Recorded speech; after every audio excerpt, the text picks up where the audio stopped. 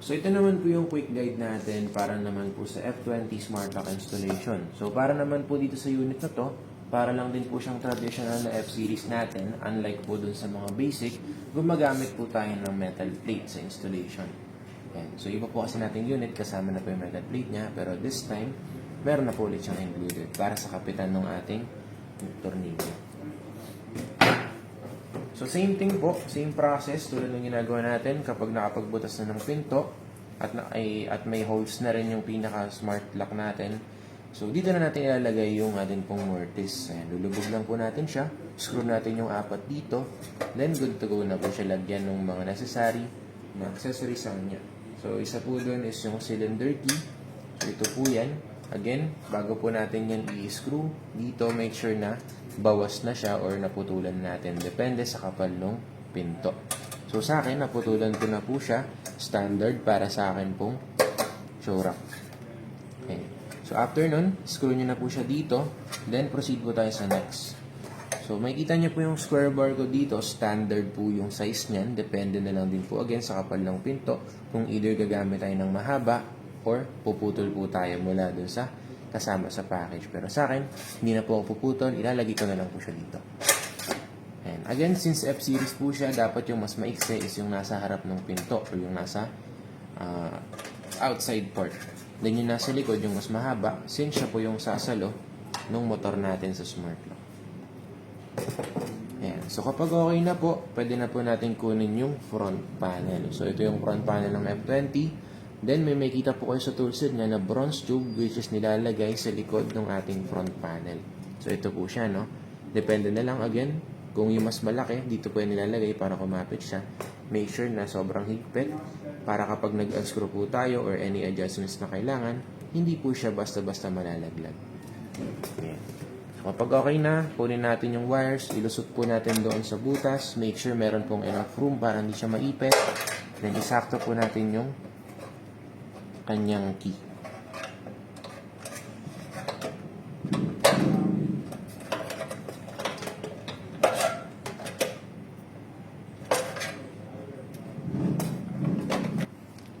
And so once okay na po, next naman natin is yung kanyang backplate. So ito po yun, no? So bago po natin i-proceed, make sure lang na maayos na nakalagay yung kanyang rubber, hindi po siya naiipit. Para kapag may moist or water drops, hindi po siya basta-basta papasukan sa loob. Ayan. So after nan, alalay lang po tayo sa harap.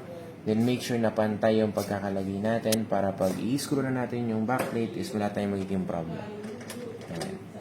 So ang gagawin, ilulusot po natin yung wire na to dito sa plate natin. Make sure yung plate may rubber din siya. Same reason nung sa front panel. So ilulusot natin siya dito sa rectangular na butas.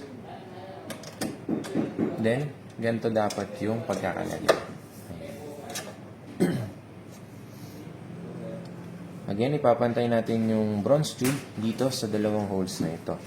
Para kapag higpitan na natin, kapit po siya ng maayos sa smart lock. Sisipatin lang po natin yan para ma-make sure na pantay yung pagkakalagay.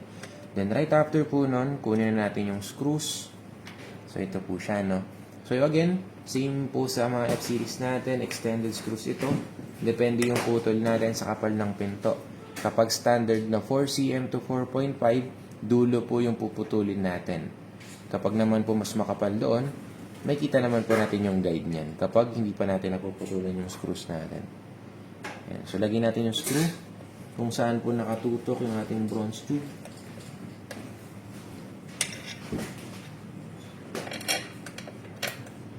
Kapag nakapana natin, pwede na po natin higpitan.